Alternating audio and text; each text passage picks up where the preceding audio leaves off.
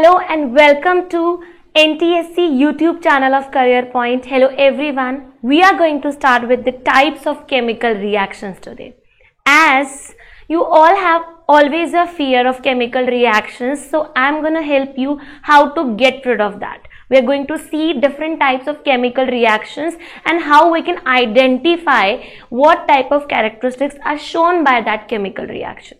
So let's jump into the topic. Before that, I'm going to give you some beneficial information about new launching of Career Point. So if you are not aware of this, let me make you aware of that. We have a NEET NTSC test series. We have a test series for NTSC for you guys, जहां पर हमारे पास आपके लिए है 9 unit test and 3 full syllabus test.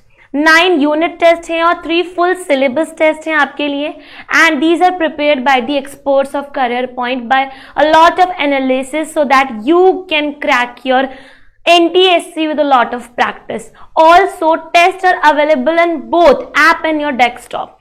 Okay, you can go on the website also to get enrolled yourself and do the test. Also, you can practice these tests in the environment like the environment would be created like you are giving the exam in the examination hall, so you can get that atmosphere by sitting at your home in just 299. Very nominal, very less. Even if we go to a restaurant, we can pay more than that. Okay, if we go to have some snacks, we can pay more than that. And now education is such an affordable thing for you. With Career Point, you can get it in 299 only. One more very important information for you. So we have 9th 10th NTSC Olympiad long term course. बहुत ही beneficial course है. 9th में है तो आप अभी से खुद को एनरोल करा लीजिए. 10th में है तो 9th के रिकॉर्डेड लेक्चर्स भी साथ में आपको मिलने वाले हैं. So you will get the live interactive sessions with the top faculty members here. Okay, you can see those lecture as recorded ones. You can get the PDF of what you have been taught. So you are getting a lot of things with that, quizzes, etc. You are getting DPPs. You can get the DPPs, some practice questions are there for you so that you can practice that. And very important, जो आपको कोई नहीं देता, 2-way interactive doubt solving classes है on the exclusively on Career Point Doubt app. So यहाँ पे this is a very crucial point. ये आपको बहुत benefit करने वाला है. After studying हमेशा doubts रहते हैं कि नहीं, ये point बहुत छोटे से doubts होते हैं जो हमें आगे नहीं बढ़ने देते, जिसकी वजह से हम स्टक हो जाते हैं, हम आगे नहीं बढ़ पाते हैं. तो ऐसे ही छोटे डाउट्स आप 1-to-1 अपने टीचर्स के साथ, मेरे साथ और आपके जो बाकी के टीचर्स हैं उनके साथ वहां पर सॉल्व कर सकते हैं अगर आप ऑप्ट करते हैं NTSC का 9th 10th long term course. Also आपको रिकॉर्डेड और ऑनलाइन टेस्ट तो मिल ही रहे हैं रिकॉर्डेड लेक्चर्स के साथ, एंड यहाँ पे बहुत सारे मोटिवेशनल सेशंस होते हैं, गाइडेंस सेशन होते हैं. जब भी इफ अ न्यू थिंग और new criteria is being introduced, we are always there to help you, to assist you. So this is very important for you. You can get enrolled yourself with that so that you can boost up your preparation of NTSC and you can crack NTSC as well. Also, we have courses for target course for NEET 2022. If your siblings are there, they're preparing for NEET, so this course could be very beneficial because it is a hybrid course. Online and offline, both things will be there. It is a hybrid course and you'll get some special benefit till the final exam, क्योंकि यहाँ पे आपको complete PCB free मिल रही है NEET 2021 के लिए, और up to 90% scholarship तक आप यहाँ गेन कर सकते हैं. ऑनलाइन ऑफलाइन दोनों की क्लासेस 29th of September से स्टार्ट हो रही हैं. So you can give this information to your sibling. Definitely हमारे घरों में कोई नीट की तैयारी करता है या कोई जेई की करता है, हम फ्यूचर में नीट या जेई की करेंगे. सो हमारे लिए बहुत इंपॉर्टेंट है ये चीजें पास ऑन करना. एज वेल एज जैसे कि नीट के लिए हम ला रहे हैं, वैसे ही हमारे पास जेई के लिए भी है, कुछ नहीं छोड़ा है, सब कुछ है. तो जेई के लिए भी यहाँ पे ऑनलाइन और ऑफलाइन कोर्सेज दोनों हैं. कोर्स की खास बात यह है कि लाइव क्लासेस हैं एक्सपर्ट फैकल्टी के द्वारा. डेली DPPs मिल रही हैं आपको, टॉपिक और चैप्टर वाइज क्विजेज हैं, एक्सरसाइज शीट्स हैं, मोटिवेशनल सेमिनार्स हैं, same the doubt solving counters there, recorded video lectures are there, online test series are there. So these all things, ठीक है, ये सारी ही चीजें एक ही पैकेज में मिल रही है, कहीं नहीं मिलेंगी. इतना benefit, the benefit career point is providing you, I don't think no one can provide. So you can go with that with that and pass on this information to your siblings definitely. Okay, now let's just start our topic. हमारा topic start करते हैं. So हम पढ़ने वाले हैं chemical reactions के बारे में. सो मैं यहाँ पर आपको तरीका बताऊंगी याद रखने का कि कौन सी रिएक्शन कैसे होती है. तो जब हम याद करेंगे तो हमें बहुत कुछ यही याद हो जाएगा कि कैसे सारी रिएक्शंस जो हैं वो कैरी आउट होती हैं. जब भी कोई केमिकल रिएक्शंस होती हैं तो कुछ कैरेक्टरिस्टिक्स शो करती हैं वो रिएक्शंस. पहले हम ये टाइप्स देखेंगे, then I am gonna tell you the characteristics. So reactions basically as per are standard हम यहाँ पे रिएक्शन जो है उनको क्लासिफाई कर सकते हैं कॉम्बिनेशन रिएक्शन में. सो नाम से ही लग रहा है कुछ कंबाइन हो रहा है. ठीक है, डिकम्पोजिशन रिएक्शन नाम से ही समझ में आ रहा है कुछ टूट रहा है, डिकम्पोज हो रहा है. डिस्प्लेसमेंट रिएक्शन यानी कोई किसी को किसी की जगह से हटा रहा है, तो डिस्प्लेसमेंट हो रहा है. ठीक है, कोई किसी को किसी की जगह से हटा रहा है, डिस्प्लेसमेंट हो रहा है.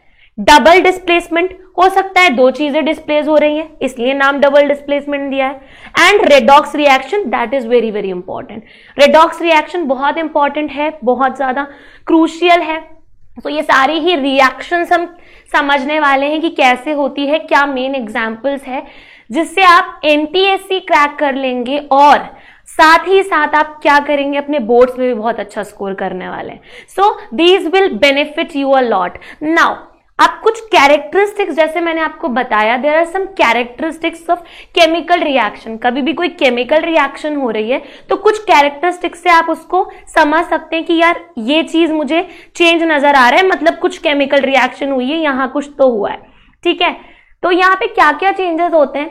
चेंजेस ऐसा होता है कि कोई गैस अगर वहां पे इवॉल्व हो रही हो तो डेफिनेटली केमिकल रिएक्शन हुई है. दो केमिकल्स को मिलाया मैंने और एक गैस वहां इवॉल्व होती नजर आई. हो सकता है ब्राउन कलर की गैस हो सकता है ग्रीन कलर की गैस हो सकता है कुछ रेडिश ब्राउन हो, कोई येलो हो, तो या कलरलेस हो, हमें नजर ही ना आए. ठीक है, तो गैस इवॉल्व हो रही है, कलरलेस होगी तो हमें उसकी स्मेल आएगी. ठीक है, we can detect the smell. So कोई गैस इवॉल्व हो सकती है यहाँ पे, या तो क्या हो सकता है कोई प्रेसिपिटेट भी बन सकता है. अब प्रेसिपिटेट क्या होता है, हमेशा हम कंफ्यूज हो जाते हैं, व्हाट इज प्रेसिपिटेट. सो जब आप दो केमिकल सब्सटेंसेस को मिला रहे हैं तो उनको मिलाने के बाद अगर कोई इनसॉल्यूबल सब्सटेंस बन जाए, कोई सस्पेंडेड सब्सटेंस हो जो इनसॉल्यूबल हो, ठीक है, जो सॉल्यूबल ना हो और अलग से नजर आए, येलो कलर का या फिर व्हाइट कलर का अलग से नजर आए आपको सॉल्यूशन के अंदर, तो वो एक प्रेसिपिटेट होता है. हम प्रेसिपिटेशन रिएक्शन देखेंगे, हमें बहुत अच्छे से क्लियर हो जाएगा. नाउ आगे बढ़ते हैं. प्रेसिपिटेट बन सकता है या फिर चेंज इन स्टेट चेंज हो सकती है. हो सकता है आपने दो सॉलिड्स की रिएक्शन करवाई या एक सॉलिड एक लिक्विड की करवाई, ठीक है, या फिर आपने दो गैसेस की करवाई, लेकिन जो मिला वो क्या मिला. हो सकता है सॉलिड से आपको लिक्विड मिल जाए, हो सकता है गैस से लिक्विड मिल जाए या लिक्विड से गैस मिल जाए. सो स्टेट का चेंज होना, अगर स्टेट बदल रही है तो भी वहां पे केमिकल रिएक्शन हुई है, हम कह सकते हैं कि वहां केमिकल रिएक्शन हो सकती है.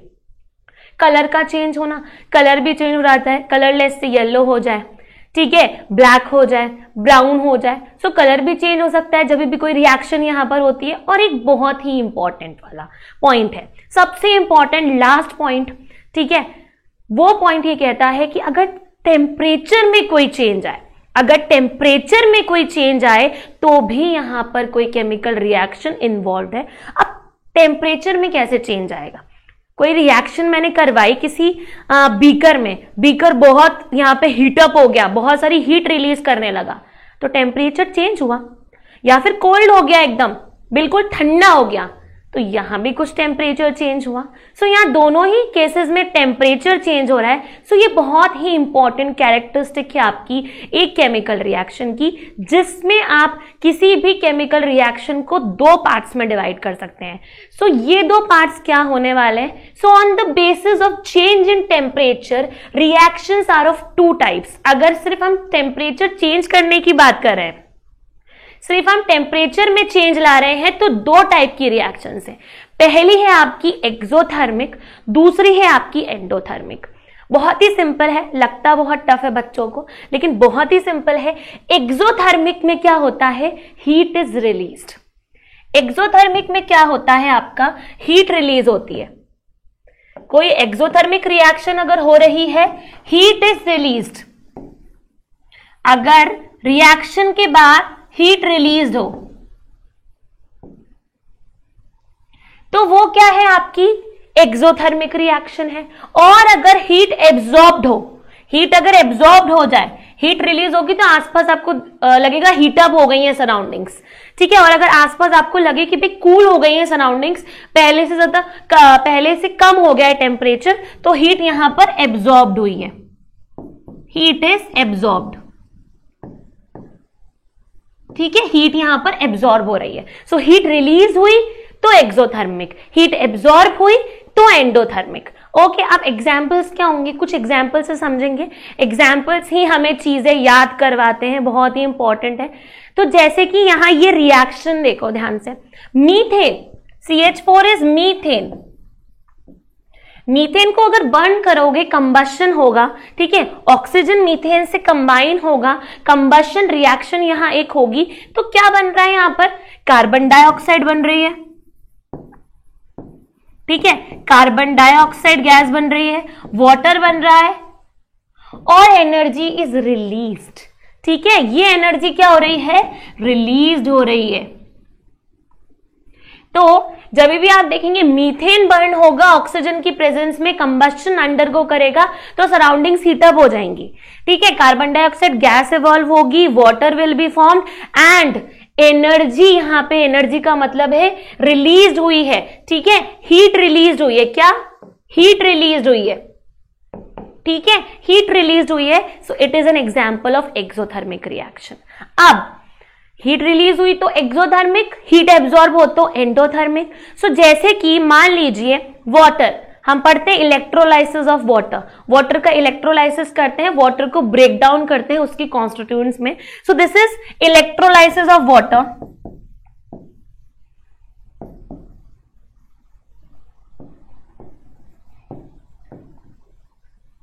अब H2O प्लस एनर्जी, तो ये एनर्जी क्या है, it is absorbed in the form of what, electricity.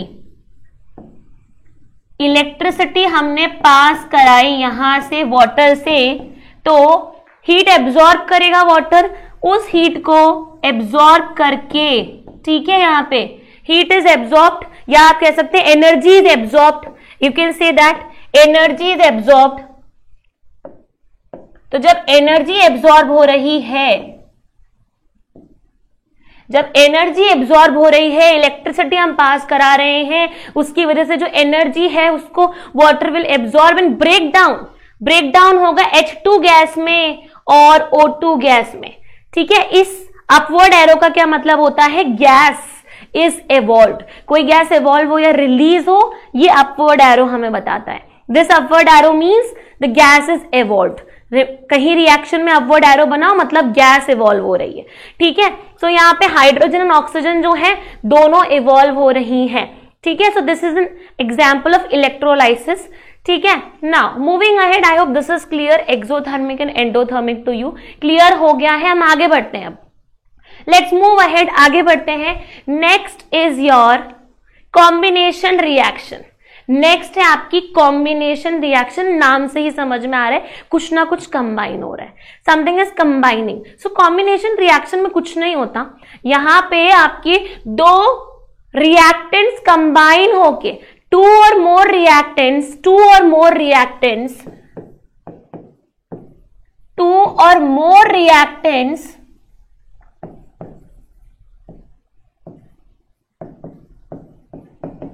combine to give a single product.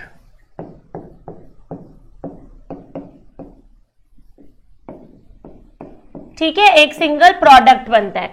तो ये दो रिएक्टेंट्स हैं, ये दोनों क्या है आपके रिएक्टेंट्स हैं, दो हो सकते हैं, दो से ज्यादा भी हो सकते हैं। दो सब्सटेंस आपस में कंबाइन कर सकते हैं, दो से ज्यादा भी कर सकते हैं. सो 2 और more reactants combine to give a single product, और ये एक प्रोडक्ट देते हैं, एक सिंगल प्रोडक्ट देते हैं. जब एक सिंगल प्रोडक्ट दे रहे हैं इसका मतलब ये क्या है, कॉम्बिनेशन रिएक्शन है.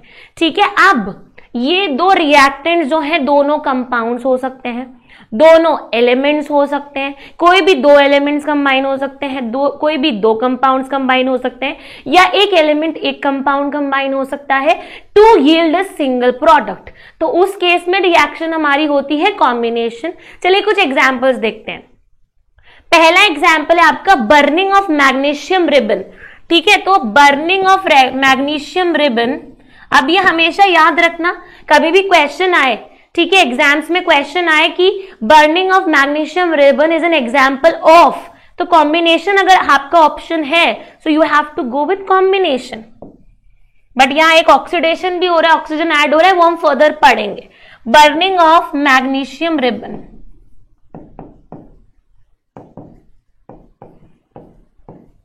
ठीक है, यहां देखो दो एलिमेंट्स हैं. ठीक है, ये क्या है, दो एलिमेंट्स हैं. These are two elements combining together to give a single product. Magnesium burn होता है ऑक्सीजन की प्रेजेंस में, उससे कंबाइन होता है और मैग्नीशियम ऑक्साइड बना देता है. ठीक है, तो मैग्नीशियम या ऑक्सीजन से कंबाइन हो रहा है.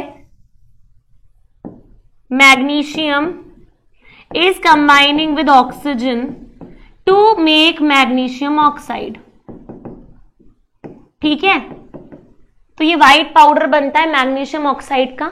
ठीक है, तो यहाँ पे दो एलिमेंट्स कंबाइन होते हुए नजर आ रहे हैं आपको.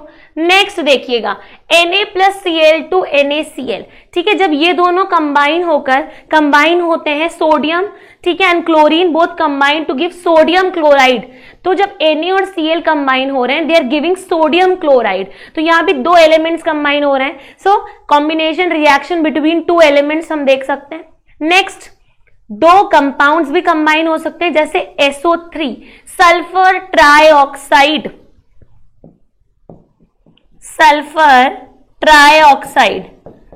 ठीक है,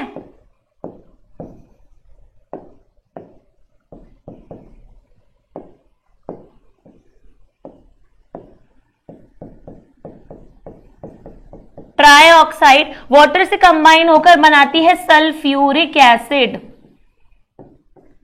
मैं आपको बता देती हूं, सल्फर ट्राइऑक्साइड लिक्विड फॉर्म और गैसियस फॉर्म दोनों में अवेलेबल होती है. ठीक है, it is available in both liquid and gaseous form. It combines with water to give sulphuric acid. तो दो कंपाउंड्स मिलकर एक नया कंपाउंड बना रहे हैं. ठीक है, सो ये भी कॉम्बिनेशन रिएक्शन है. यहां देखिए कैल्शियम ऑक्साइड और वाटर, मतलब जब मैंने कैल्शियम ऑक्साइड यानी क्विक लाइम, याद रखना this is quick lime calcium oxide. Calcium oxide, it is quicklime. It is known as quicklime. तो कहीं भी कैल्शियम ऑक्साइड आए या क्विकलाइम वर्ड आए कंफ्यूज नहीं होना है. It is known as quicklime. तो जब आप क्या करते हैं, दो कैल्शियम ऑक्साइड को वाटर में मिलाते हैं. ठीक है, so calcium oxide white powder है. ठीक है, इसको वाटर में मिलाया तो कैल्शियम हाइड्रोक्साइड बनता है, स्लेग लाइम हम जिसे कहते हैं. तो ये क्या बना, कैल्शियम हाइड्रो ऑक्साइड, जिसको हम स्लेग लाइम भी बोलते हैं. ठीक है, एक्वस फॉर्म में बनता है, ये वाटर के साथ मिक्स एक्वस फॉर्म में. अब यहां एक चीज पे गौर फरमाना, बहुत ध्यान से देखना. ठीक है, गौर से सुनना. कुछ कॉम्बिनेशन रिएक्शंस जो होती है उनमें हीट का एवोल्यूशन होता है. ठीक है, हीट का एवोल्यूशन होता है. दो यहां पर रिएक्टेंट्स अपनी हीट रिलीज करके आपस में कंबाइन होते हैं. तो ये कहां होता है, दिस इज एन एग्जाम्पल. तो यहां पर हीट रिलीज हुई है. ये एक एक्सोथर्मिक रिएक्शन का एग्जाम्पल है. तो ध्यान रखना, mixing calcium oxide into water to yield slaked lime और calcium hydroxide is an example of combination as well as exothermic reaction. Combination और एक्सोथर्मिक दोनों का एग्जाम्पल है, क्योंकि हीट यहां पर रिलीज हो रही है. जिस कंटेनर में आपने मिक्स किया उसको जब टच करोगे तो वो हीटअप हो चुका होगा, वो हीटअप हो चुका होगा, गर्म हो चुका होगा। सो यहाँ पे हीट रिलीज हुई है, ठीक है। तो it is an example of exothermic reaction, also combination. Next आ जाओ, एक कंपाउंड एक एलिमेंट को मिक्स करोगे, जैसे कार्बन मोनोऑक्साइड और oxygen, they combine together to give carbon dioxide. Carbon monoxide is a compound, oxygen is a element, they are yielding what, a compound, ठीक है, अ प्रोडक्ट। ऐसे ही यहां पर सल्फर डाइऑक्साइड और ऑक्सीजन कंबाइन होकर sulphur trioxide बना देते हैं। सो दिस इज अनदर एग्जाम्पल, ये भी एक एग्जाम्पल हो गया आपका, जहां एक कंपाउंड और एक एलिमेंट मिलके एक कंपाउंड दे रहे हैं, एक प्रोडक्ट दे रहे हैं, ठीक है। चलो कॉम्बिनेशन तो खत्म, आ जाते हैं अब डिकम्पोजिशन पे। डिकम्पोजिशन में क्या होता है? सो डिकम्पोजिशन में क्या होता है, नाम से समझ आ रहा है कि कुछ टूट रहा है। सो डिकम्पोजिशन में क्या हो रहा है आप देख सकते हैं, when a single reactant, when a reactant breaks down into 2 or more products, when a single reactant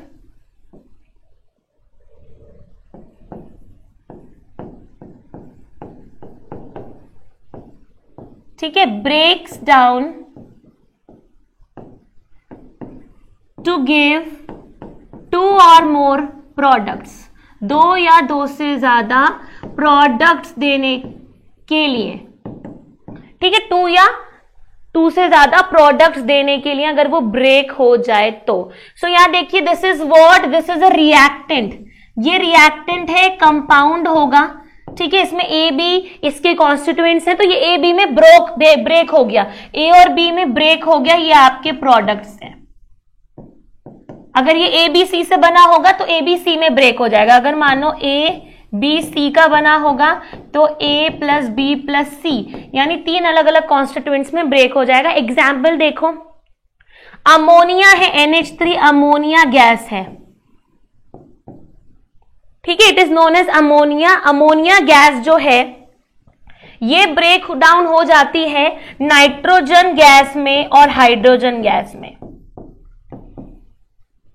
nitrogen में और हाइड्रोजन में। तो यहाँ पे it is breaking down to give 2 or more products. तो यहाँ पे देखो ए बी 2 कॉन्स्टिट्यूएंट्स हैं, N और H, तो N और H में ब्रेक हो गया, नाइट्रोजन और हाइड्रोजन में। So this is an example of decomposition. आगे बढ़ते हैं, डिकम्पोजिशन रिएक्शन आपकी 3 टाइप्स की हम पढ़ते हैं। थर्मल डिकम्पोजिशन, जब क्या हो, हीट की वजह से आपका सब्सटेंस ब्रेक डाउन हो जाए। यूजुअली यहां पर जितनी भी डिकम्पोजिशन रिएक्शंस हैं सब होती हैं एंडोथर्मिक, सारी होती हैं एंडोथर्मिक, क्योंकि हीट एब्जॉर्ब हो रही है, ठीक है। So decomposition reactions are generally endothermic reactions, okay. So decomposition reactions are generally endothermic reactions.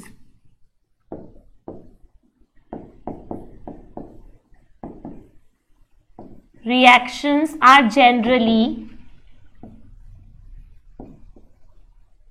endothermic reactions. Okay?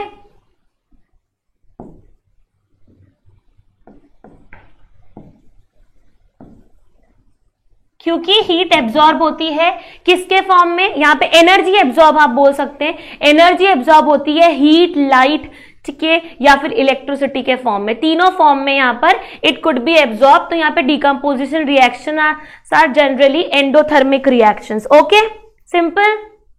Let's move ahead now. Thermal decomposition पे आ जाते हैं। थर्मल डिकम्पोजिशन में क्या हो, जब एनर्जी इज एब्जॉर्ब्ड, ठीक है, decomposition reaction carried out by the absorption of energy in the form of heat, ठीक है। सो आप देख सकते हैं, यहां पर एक एग्जाम्पल देखिएगा, यहां एग्जाम्पल देखिएगा, तो यहां पे क्या होता है, decomposition reaction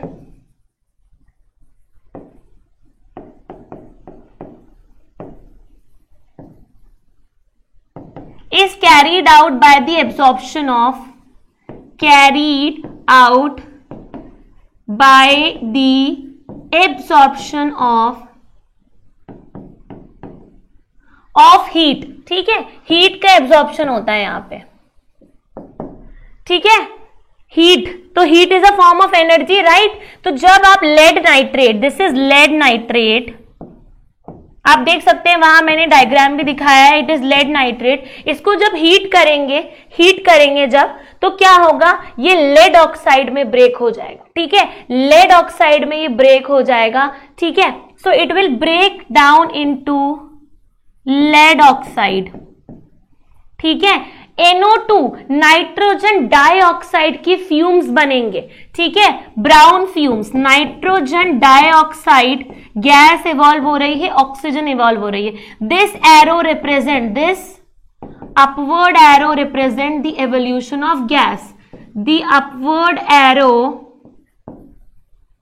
represents the evolution of gas।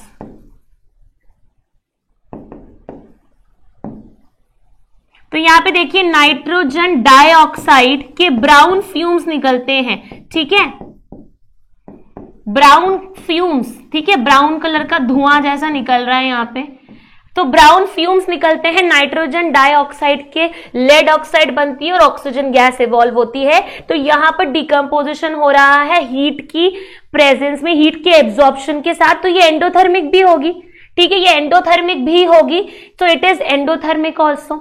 Next देखिए कैल्शियम कार्बोनेट। ठीक है, कैल्शियम कार्बोनेट हम लाइमस्टोन भी बोलते हैं, मार्बल भी बोलते हैं कैल्शियम कार्बोनेट के फॉर्मूला को। ठीक है, तो कैल्शियम कार्बोनेट जो है ये क्या है, symbol of heat. It is the symbol of heat, heat का सिंबल है, ऐसे भी आपको मिल सकता है बहुत सारी जगह। सो ये ब्रेक डाउन होता है क्विकलाइन कैल्शियम ऑक्साइड में, कैल्शियम ऑक्साइड में, और कार्बन डाइऑक्साइड गैस यहां इवॉल्व हो जाती है। So these are example of thermal decomposition. आगे बढ़ते हैं, नेक्स्ट है आपका जब क्या हो, डिकम्पोजिशन रिएक्शन कैसे हो, यहां पर इलेक्ट्रिसिटी के पासेज की वजह से हो। सो यहां पे carried out by the passage of electric current. So आप देख सकते हैं electrolysis of water, it is an example, electrolysis of water. So electrolysis of water is an example of electrolytic decomposition carried out, ठीक है, by the passage of electric current और electricity। ठीक है, by the passage of electric current और electricity। ठीक है, so electrolysis of water, water का electrolysis हो रहा है, H2O वाटर।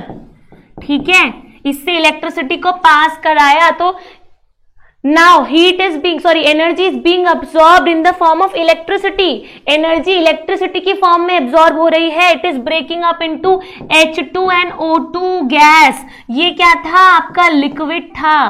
ठीक है, it is breaking up into H2NO2 gas. Electrolysis में क्या होता है, cathode and anode are being dipped into water, और एक बैटरी से कनेक्ट करते हैं, स्विच ऑन करते हैं, करंट पास होता है। तो ये क्या है आपकी कैथोड, नेगेटिव चार्ज वाली, पॉजिटिव चार्ज वाली है एनोड। तो हाइड्रोजन आ जाती है कैथोड पर, ऑक्सीजन आ जाती है एनोड पर। This is electrolysis of water. ठीक है, ओके। सो क्योंकि H+ आयंस जो होते हैं वो क्या होते हैं, कैटायंस, पॉजिटिव आयंस, तो वो कहां अट्रैक्ट होंगे, नेगेटिव कैथोड पर। ठीक है, और जो नेगेटिव आयंस हैं, NiOns, ऑक्सीजन के आयंस जो हैं, वो कहां अट्रैक्ट होंगे, एनोड पर, जो कि क्या है, पॉजिटिवली चार्ज है। तो यहां होता है electrolysis. So electrolysis of water is an example of both endothermic decomposition, जिसमें डिकम्पोजिशन कौन सा वाला, इलेक्ट्रोलाइटिक डिकम्पोजिशन। तो अब क्वेश्चन आएगा तो हम कंफ्यूज नहीं होंगे बिल्कुल भी कि कैसे हमें बताना है कि कौन सी रिएक्शन कौन सी कैटेगरी में आती है। नेक्स्ट आप देखिए, ये है एल्यूमिना। ठीक है, फ्यूज फॉर्म में, या आप बोल सकते हैं मॉल्टन। एल्यूमिनियम ऑक्साइड है ये,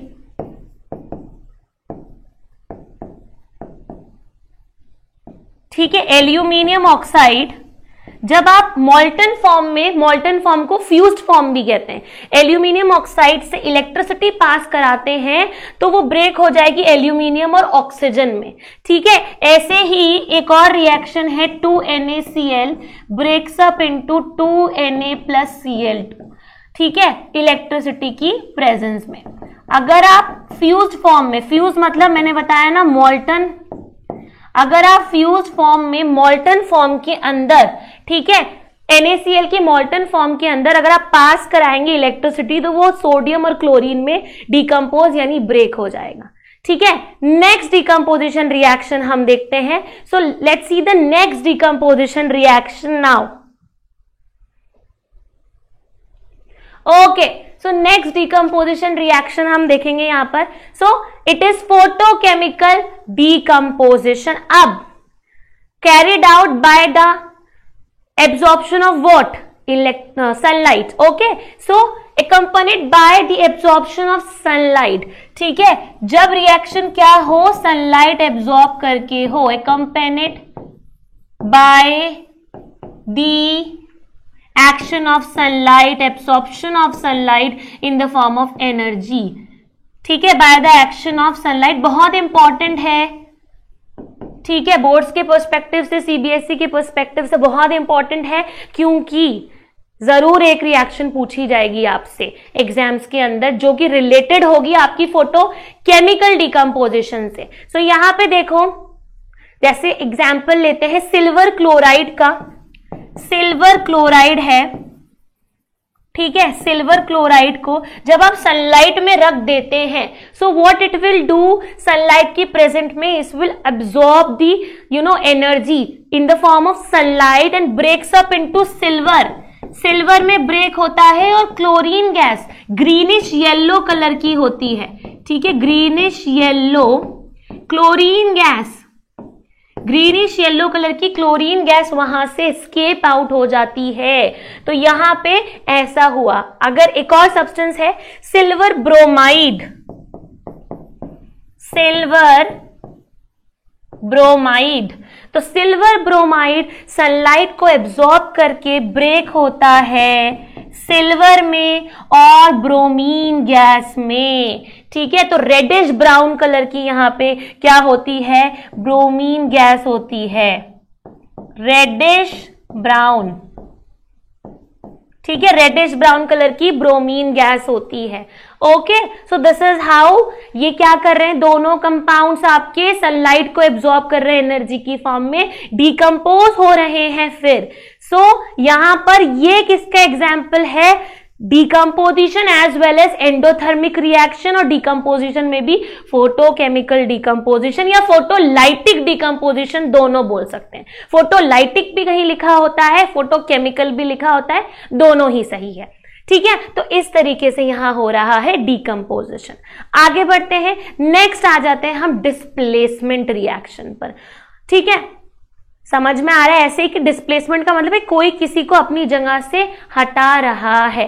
सो यहां पे क्या होता है आप देख सकते हैं, when a more reactive substance displaces the less reactive substance from its salt solution. Okay, so when a more reactive substance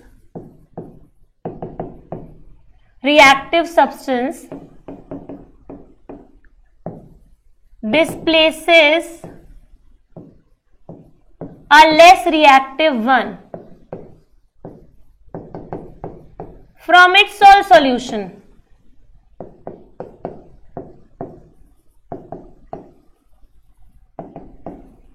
ठीक है, उसके सॉल्ट सॉल्यूशन से डिस्प्लेस करा, जैसे ए बी लिया और सी लिया। सी इज मोर रिएक्टिव देन ए, सी ए से ज्यादा रिएक्टिव है, तो क्या करेगा सी उसके सॉल्ट सॉल्यूशन में से उसको हटा देगा और खुद बी से कंबाइन हो जाएगा। ठीक है, सॉल्ट के आयन से कंबाइन हो जाएगा। तो इसके कुछ एग्जांपल्स देखते हैं। ठीक है, सो रिएक्टिविटी सीरीज पर बेस्ड है, हमें रिएक्टिविटी सीरीज पता होनी चाहिए कि कौन सा सब्सटेंस ज्यादा रिएक्टिव है, कौन सा कम रिएक्टिव है। ठीक है, तो यहाँ पे क्या होता है, जैसे जिंक और हाइड्रोजन सल्फाइड की रिएक्शन कराओगे, हाइड्रोजन सल्फाइड और जिंक की रिएक्शन कराओगे, this is hydrogen sulphide.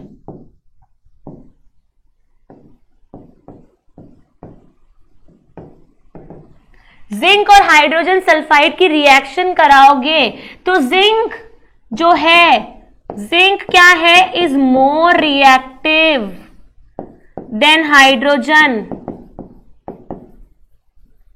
Then what, then hydrogen. तो जिंक ज्यादा रिएक्टिव है हाइड्रोजन से, तो उसको डिस्प्लेस कर देगा, उसकी जगह से हाइड्रोजन गैस अलग हो जाएगी और जिंक सल्फाइड बन जाएगा, जिंक सल्फाइड। ठीक है, Zn displaces hydrogen from its salt solution, displaces hydrogen from its salt solution.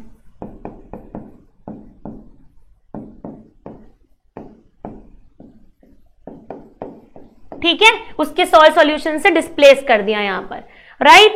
Now let's see the next one, next example देखते हैं। अच्छा, ये एनसीईआरटी से है, बहुत इंपॉर्टेंट है ये एग्जाम्पल, एनसीईआरटी से है।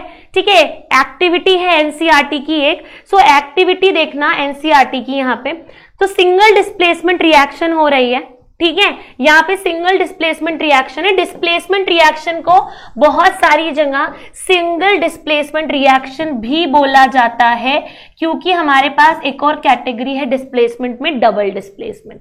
ठीक है, तो यहाँ पे देखो क्या होता है, जब आप क्या करेंगे, एक्टिविटी ये कहती है कि आपने ब्लू कलर का कॉपर सल्फेट सॉल्यूशन लिया। सो ब्लू कलर का कॉपर सल्फेट है, कॉपर सल्फेट, ठीक है, it is blue in colour. ठीक है, ये ब्लू कलर का है। ठीक है, कॉपर सल्फेट है एक्वस फॉर्म में। ठीक है, और ये आपका सॉलिड फॉर्म में आपने एक आयरन की नेल ली, आयरन की नेल ली हमने। ठीक है, आयरन की नेल को हमने ब्लू कलर के कॉपर सल्फेट सॉल्यूशन में डिप कर दिया। ठीक है, ब्लू कलर के कॉपर सल्फेट सॉल्यूशन में डिप कर दिया, ब्लू कलर के कॉपर सल्फेट सॉल्यूशन में डिप कर दिया आयरन नेल को। अब आयरन नेल को डिप करने के बाद छोड़ दो कॉपर सल्फेट में।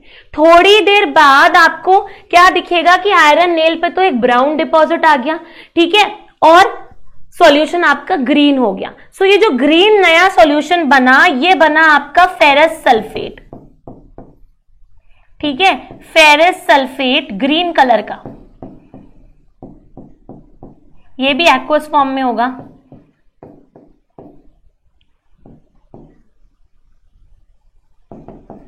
तो हुआ क्या, क्योंकि Fe, ठीक है, Fe is more reactive then what, Cu। ठीक है, मोर रिएक्टिव, क्योंकि Fe आयरन कॉपर से ज्यादा रिएक्टिव है, तो वो कॉपर सल्फेट में से कॉपर हटा देगा और खुद सल्फेट के साथ कंबाइन होकर फेरस सल्फेट बनाएगा। तो जो पहले आपका कॉपर सल्फेट था ब्लू कलर का, वो अब ग्रीन बन गया क्योंकि वो फेरस सल्फेट बन गया, और कॉपर ब्राउन डिपॉजिट की फॉर्म में, ब्राउन डिपॉजिट की फॉर्म में आयरन नेल पर नजर आएगा। यहां देखो, ये ब्राउन डिपॉजिट जो है कॉपर का नजर आएगा। ठीक है, सो ये आपकी हो गई single displacement reaction. This is your single displacement reaction.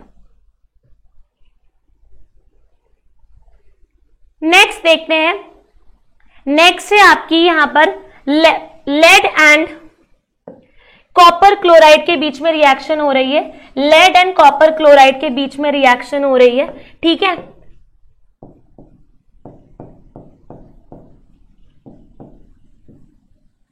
Okay, lead and copper chloride के बीच में रिएक्शन हो रही है। तो lead, this is copper chloride, salt है, तो क्या बन जाएगा, क्योंकि Pb is more reactive than Cu, lead भी कॉपर से ज्यादा रिएक्टिव है, तो लेड जो है वो कॉपर क्लोराइड में से कॉपर को डिस्प्लेस करके अलग कर देगा, कॉपर अलग हो गया, और खुद क्लोराइड सॉल्ट बना लेगा, दैट इज लेड क्लोराइड।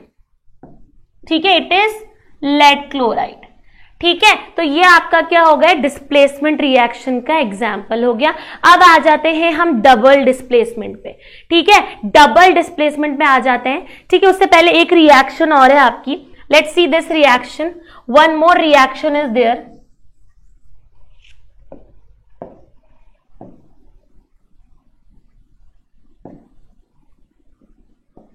सो इस रिएक्शन में क्या हुआ है, एल्यूमिनियम जो है उसको हमने रिएक्ट करवाया कॉपर सल्फेट से, कॉपर सल्फेट CuSO4 Al, क्योंकि कॉपर से ज्यादा रिएक्टिव है, एल्यूमिनियम कॉपर से ज्यादा रिएक्टिव है तो वो क्या कर देगा, कॉपर सल्फेट में से कॉपर को डिस्प्लेस करके अलग कर देगा और एल्यूमिनियम सल्फेट बना लेगा। This is aluminium sulphate, this is copper sulphate. ठीक है, एल्यूमिनियम एंड कॉपर। अब यहां पर देखो, अगर जस्ट रिवर्स करूं, Fe को CuSO4 से रिएक्ट कराया, अगर मैं Cu को FeSO4 से रिएक्ट कराऊं तो क्या रिएक्शन होगी? तो क्या रिएक्शन होगी? नहीं होगी, नो रिएक्शन, क्योंकि Cu is less reactive than Fe। Copper जो है वो कम रिएक्टिव है आयरन से, सो वो फेरस सल्फेट को डिस्प्लेस नहीं कर पाएगा। ठीक है, मतलब आयरन को फेरस सल्फेट से डिस्प्लेस नहीं कर पाएगा और कोई रिएक्शन यहां कैरी आउट नहीं होगी। सो सारी रिवर्स रिएक्शन जो है, अगर आप इधर ये दो रिएक्टेंट्स लें, ये दो लें, ये दो लें या ये दो लें, तो कोई रिएक्शन नहीं होगी। आ जाते हैं हम नेक्स्ट डबल डिस्प्लेसमेंट पर। ठीक है, तो डबल डिस्प्लेसमेंट नाम से समझ आ रहा है कि दो चीजें डिस्प्लेस हो रही हैं। सो यहां क्या होता है, आयंस जो है वो एक्सचेंज हो जाते हैं। ठीक है, आयंस आर बीइंग एक्सचेंज्ड। ठीक है, तो exchanging of, interchanging of ions, interchanging of ions of two compounds. ठीक है, देखो यहां पे क्या हो रहा है, जैसे ए बी और सी डी। ठीक है, A B are constituents of one reactant, C D are constituents of second reactant. तो ये रिएक्टेंट्स हैं दो। अब मानो ए और सी जो है वो कैटायंस है, पॉजिटिव आयंस है, और बी और डी जो है वो आपके क्या है, नेगेटिव आयंस है। ठीक है, नेगेटिव आयंस है। यहां पे ये आपके प्रोडक्ट्स हैं। अब क्या होगा, इंटरचेंज कर लेंगे। ये ए जो है पॉजिटिव आयन, वो किसके, यहां पर डी सेकेंड वाले रिएक्टेंट के नेगेटिव आयन से कंबाइन होकर एडी बना लेगा, और बी यहां पर जो क्या है, नेगेटिव आयन है किसका, इस वाले रिएक्टेंट का, वो सी से कंबाइन हो जाएगा, इसके पॉजिटिव आयन से कंबाइन हो जाएगा और सी बी और एडी बना लेगा। ठीक है, तो यहां पे ए और ए क्या था आपका, ए वॉज पॉजिटिव आयन। ठीक है, सी भी आपका पॉजिटिव आयन है, बी नेगेटिव और डी नेगेटिव। अब एक इससे कंबाइन हो, सबसे पहले देखो बी सी से कंबाइन हुआ, बी नेगेटिव सी पॉजिटिव। ठीक है, और यहां ए जो है वो डी से कंबाइन हुआ, ए पॉजिटिव डी नेगेटिव। ठीक है, तो इस तरीके से कॉम्बिनेशन होता है। एग्जाम्पल देखते हैं, यहां पे जैसे जिंक क्लोराइड है। ठीक है, तो जिंक क्या है, पॉजिटिव आयन है, और क्लोरीन जो है वो नेगेटिव आयन है। कॉपर सल्फेट में कॉपर पॉजिटिव, सल्फेट नेगेटिव। अब ये इंटरचेंज कर लेंगे। जिंक जो है यहां पर ये पॉजिटिव है, ये नेगेटिव, ये पॉजिटिव, ये नेगेटिव। ठीक है, तो जिंक जो है वहां सल्फेट नेगेटिव से कंबाइन हो जाएगा, तो ये पॉजिटिव, ये नेगेटिव। ठीक है, और क्लोराइड जो है यहां पे कॉपर से कंबाइन हो जाएगा, तो कॉपर पॉजिटिव, यहां पे chlorine negative. So zinc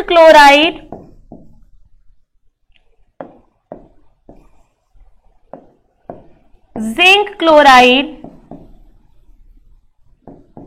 combine हुआ कॉपर सल्फेट से, तो क्या बना, जिंक सल्फेट और कॉपर क्लोराइड। ठीक है, ये बन गया। अब नेक्स्ट आ जाओ आप सोडियम कार्बोनेट पे आ जाओ। तो सोडियम कार्बोनेट जो है वो मैग्नीशियम सल्फेट से कंबाइन होगा, MgSO4 इज मैग्नीशियम सल्फेट। क्या बनेगा, सोडियम सल्फेट बनेगा और मैग्नीशियम कार्बोनेट बनेगा।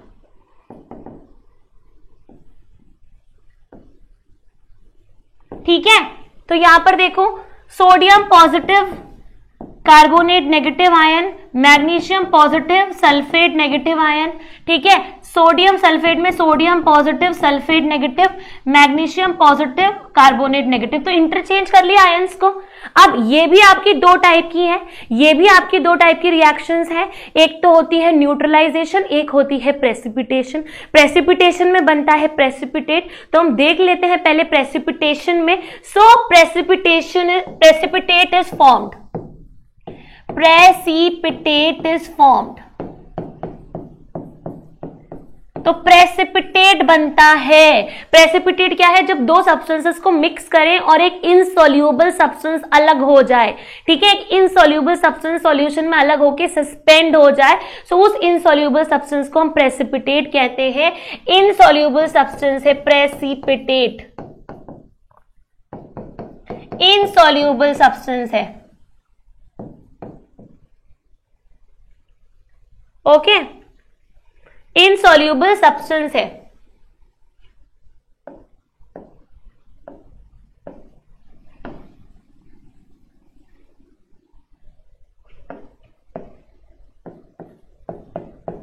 It is an insoluble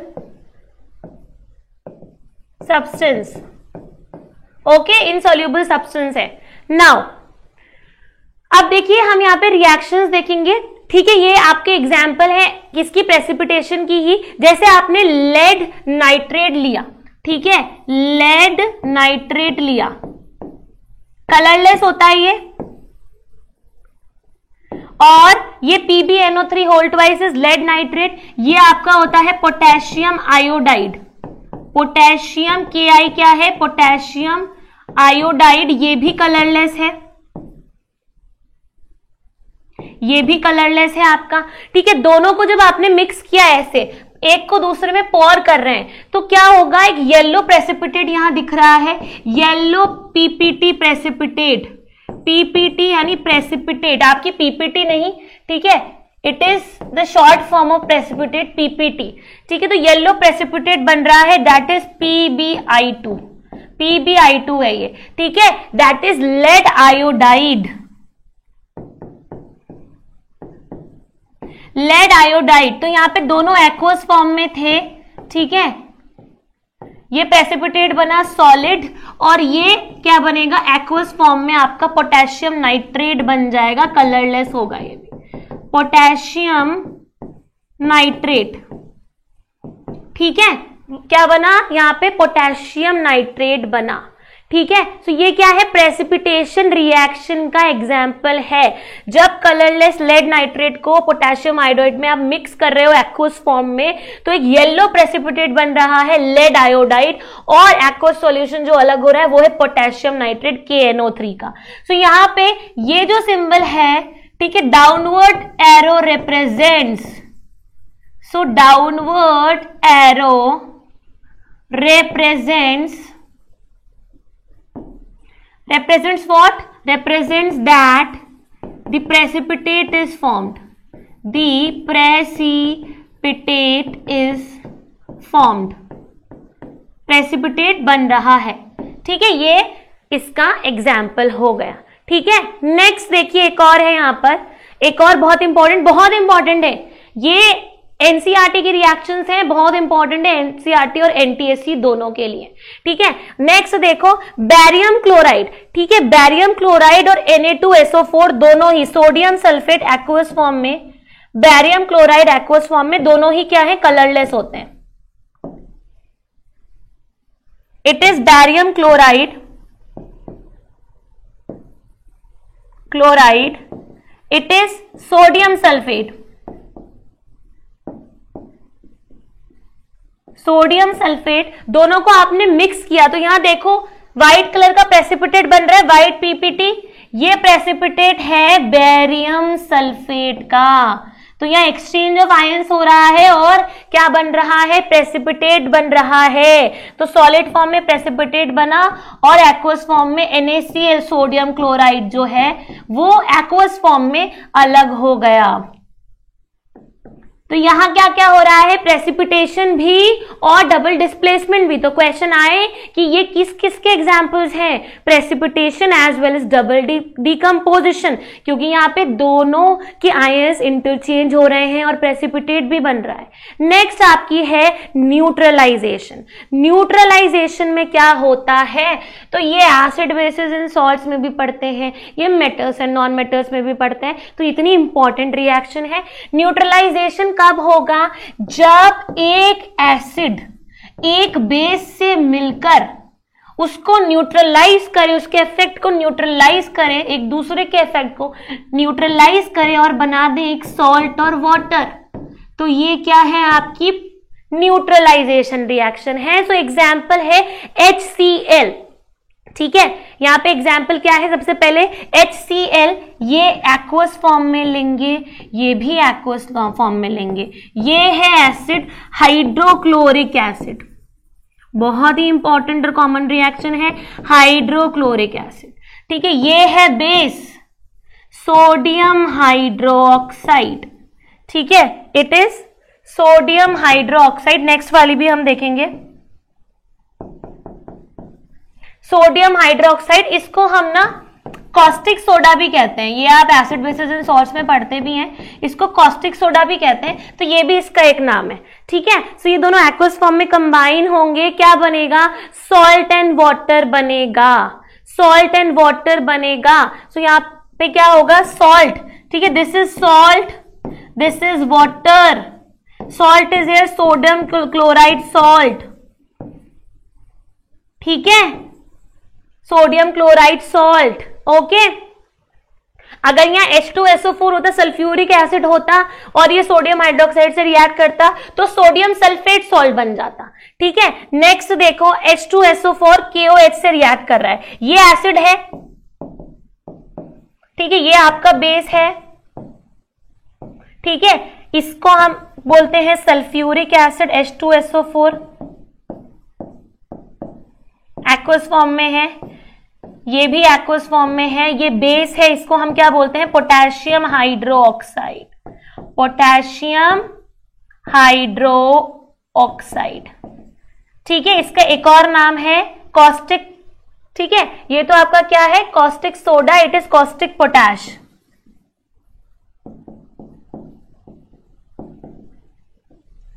ठीक है, कॉस्टिक पोटैश, ठीक है। दोनों ही बहुत स्ट्रॉन्ग बेसिस होते हैं, ठीक है, आप पढ़ेंगे दोनों ही स्ट्रॉन्ग एसिड्स हैं, दोनों ही स्ट्रॉन्ग बेसिस हैं, ये आप एसिड बेसिस एंड सॉल्ट्स में पढ़ते हैं।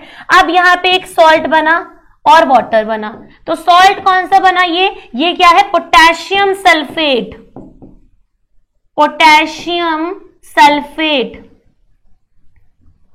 ठीक है, पोटेशियम सल्फेट सॉल्ट बना, ठीक है। अगर जैसे आप HCl को पोटेशियम हाइड्रोक्साइड से रिएक्ट कराएं तो क्या बनेगा, आपका पोटेशियम क्लोराइड बनेगा और वाटर अलग हो जाएगा, सिंपल है, इजी है।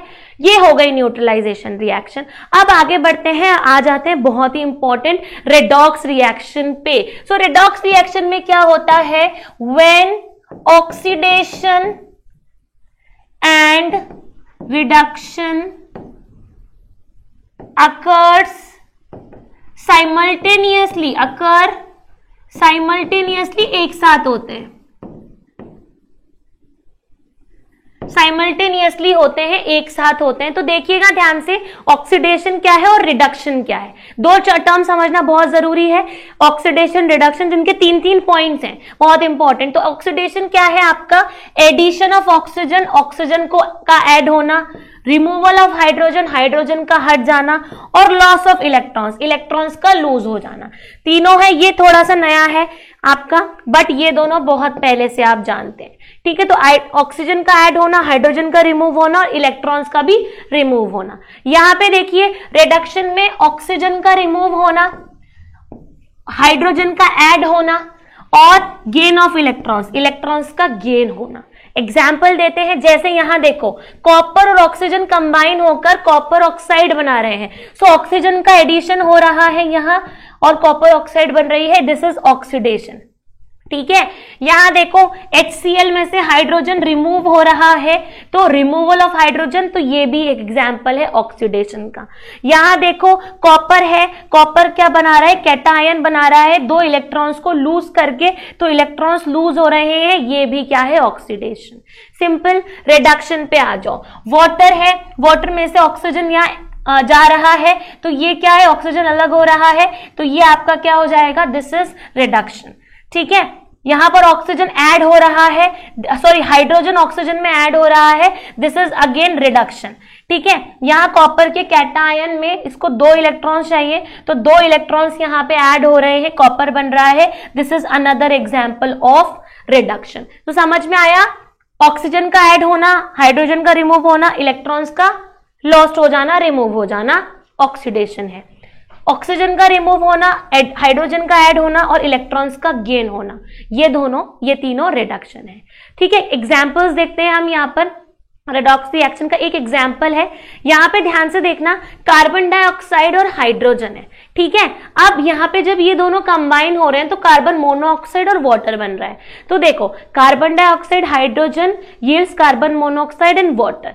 यहाँ देखो ध्यान से, हाइड्रोजन में क्या हो रहा है, ऑक्सीजन ऐड हो रहा है, तो एडिशन ऑफ ऑक्सीजन ऑक्सीडेशन, तो हाइड्रोजन में का ऑक्सीडेशन हो रहा है। अब कार्बन डाइऑक्साइड में से ऑक्सीजन हट रहा है, रिमूवल ऑफ ऑक्सीजन, तो यहां क्या हो रहा है, रिडक्शन। ठीक है, सो यहां पे क्या हो रहा है, रिडक्शन। सो ये हो रहा है आपका रिड्यूस, ये आपका हो रहा है रिड्यूस्ड, ये हो रहा है ऑक्सीडाइज्ड। ठीक है, हमेशा रेड्यूस और ऑक्सीडाइज आपके रिएक्टेंट्स होते हैं, ये नहीं हो रहे प्रोडक्ट वो बना रहे हैं ऑक्सीजन ऐड करके या रिमूव करके। ठीक है, अब ध्यान से देखिएगा, यहां पर बहुत इंपॉर्टेंट है, ऑक्सीडाइजिंग एंड रेड्यूसिंग एजेंट क्या होते हैं। एक सब्सटेंस जो क्या हो, दूसरे सब्सटेंस को क्या करे, ऑक्सीडाइज करे, यानी उसको हेल्प करे ऑक्सीडाइज होने में, उसको ऑक्सीजन दे और खुद रेड्यूस हो, वो है ऑक्सीडाइजिंग एजेंट। और जस्ट उल्टा क्या है, वो सब्सटेंस जो कि दूसरे सब्सटेंस को रिड्यूस करे, उसको का रिडक्शन करवाए, वो है रिड्यूसिंग एजेंट। ठीक है, बहुत ही सिंपल सी है यह चीज। देखो अब समझना, लेड ऑक्साइड है, यहाँ पे लेड ऑक्साइड में से ऑक्सीजन जा रहा है, तो ये क्या हो रहा है, आपका रिड्यूस हो रहा है। लेड ऑक्साइड में से ऑक्सीजन हट रहा है और वो लेड बन रहा है, तो ये हो रहा है रिड्यूस्ड। ठीक है, जो रेड्यूस होगा, जो खुद रेड्यूस्ड हो, वो ऑक्सीडाइजिंग एजेंट, क्योंकि ये सामने वाले को अपना ऑक्सीजन दे रहा है, ये कार्बन को अपना ऑक्सीजन दे रहा है और कार्बन हो रहा है ऑक्सीडाइज, तो कार्बन यहां पे क्या हो रहा है, ऑक्सीडाइज हो रहा है। ठीक है, ऑक्सीडाइज हो रहा है। ठीक है, ये इससे ऑक्सीजन ले रहा है, तो जो खुद ऑक्सीडाइज हो दूसरे से ऑक्सीजन ले ले, वो होता है रेड्यूसिंग एजेंट। ठीक है, ऐसे ही यहां देखो, SO2 के अंदर ये खुद क्या हो रहा है, सल्फर डाइऑक्साइड अपना ऑक्सीजन दे रहा है, ये खुद रेड्यूस्ड हो रहा है, तो ये क्या है, ऑक्सीडाइजिंग एजेंट। हाइड्रोजन सल्फाइड जो है वो सामने वाले से ऑक्सीजन ले रहा है। ठीक है, यहां पे ये क्या है आपका, ये ऑक्सीजन ले रहा है ना, तो ये आपका क्या हो रहा है, ऑक्सीडाइज्ड, और ये है आपका रेड्यूसिंग एजेंट। ठीक है, सिंपल है। कुछ एग्जांपल्स और देख लेते हैं। ठीक है, तो ये एग्जांपल देखिएगा, बहुत इंपॉर्टेंट है, एनसीईआरटी के पर्सपेक्टिव से ये रिएक्शन बहुत पूछी जाती है। मैंगनीज डाइऑक्साइड हाइड्रोक्लोरिक एसिड बनाते हैं, manganese chloride water and chlorine gas. यहां पर देखो HCl, देखो इसके अंदर क्या हो रहा है, ऑक्सीजन ऐड हो रहा है, एडिशन ऑफ ऑक्सीजन। ठीक है, तो ये क्या है, ऑक्सीडेशन। HCl में हाइड्रोजन में ऑक्सीजन ऐड हो रहा है, ऑक्सीडेशन। ठीक है, यहां देखो, यहां पे मैंगनीज डाइऑक्साइड क्या हो रहा है, रेड्यूस्ड, तो यहां हो रहा है रिडक्शन, क्योंकि इसमें से ऑक्सीजन हट रहा है, तो यहां पे ये क्या हो रहा है और ये क्या हो रहा है, ये आपका हो रहा है रेड्यूस्ड। मैंगनीज डाइऑक्साइड रेड्यूस्ड हो रहा है, हाइड्रोक्लोरिक एसिड ऑक्सीडाइज्ड हो रहा है। ठीक है, अब देखो, जो खुद रेड्यूस हो, सामने वाले को अपना ऑक्सीजन दे दे, ठीक है, वो होता है ऑक्सीडाइजिंग एजेंट। ठीक है, वो होता है ऑक्सीडाइजिंग एजेंट। और जो खुद ऑक्सीडाइज हो, सामने वाले को अपना, सामने वाले से ऑक्सीजन ले ले, वो होता है रिड्यूसिंग एजेंट, वो होता है रिड्यूसिंग एजेंट। समझ में आई बात? ठीक है, अब नेक्स्ट पे आते हैं। ये थोड़ा सा अटपटा लगेगा क्योंकि यहाँ पे एडिशन और रिमूवल ऑफ हाइड्रोजन की बात हो रही है। ठीक है, यहां देखो NH3 में से हाइड्रोजन हट रहा है, लॉस ऑफ हाइड्रोजन, तो हाइड्रोजन का लॉस होना मतलब ऑक्सीडेशन, हाइड्रोजन का हटना मतलब ऑक्सीडेशन। Br2 में हाइड्रोजन ऐड हो रहा है, गेन ऑफ हाइड्रोजन का मतलब रिडक्शन। ठीक है, तो यहां पे देखो ये हाइड्रोजन लूज कर रहा है, तो ये क्या हो रहा है, ऑक्सीडाइज्ड, ये हो रहा है ऑक्सीडाइज्ड। और ये गेन कर रहा है हाइड्रोजन को, जो गेन करेगा वो होगा रिड्यूस्ड। अब जो ऑक्सीडाइज होगा सामने वाले को रिड्यूस करेगा वो होगा रिड्यूसिंग एजेंट। सिंपल, ये बस कॉन्सेप्ट याद रखना है। और जो खुद तो रिड्यूस हो सामने वाले को ऑक्सीडाइज करे वो होगा ऑक्सीडाइजिंग एजेंट। सिंपल। तो ऐसे आपके ऑक्सीडाइजिंग एंड रिड्यूसिंग एजेंट काम करते हैं। I hope this is clear to you. Now we have done with the reactions. I hope these are clear to you. बहुत ही सिंपल तरीके से हमें समझ में आ जाएंगी। ठीक है, let's go through it once more. इसको एक बार और देखिएगा, then you will completely use to it. ठीक है, बिल्कुल आपको समझ में आ जाएगा अच्छे से। तो these are all very very important reaction. This is the technique of learning reactions. इस तरीके से लर्न किया जाता है। ठीक है, इस तरीके से डिफरेंशिएट किया जाता है। So very very important for you. अगर ऐसे ही और भी बहुत इंटरेस्टिंग, बहुत बेनिफिशियल, इंफॉर्मेटिव वीडियोज आप चाहते हैं देखना, तो हमारे चैनल को जरूर सब्सक्राइब कीजिए। You can subscribe E Career Point NTSC channel, also NEET JEE channels are there, so you can subscribe the channel. इस वीडियो का बेनिफिट अपने फ्रेंड्स को भी दीजिए, इसको शेयर जरूर कीजिए। Also please hit the like button to this video if you have like the video.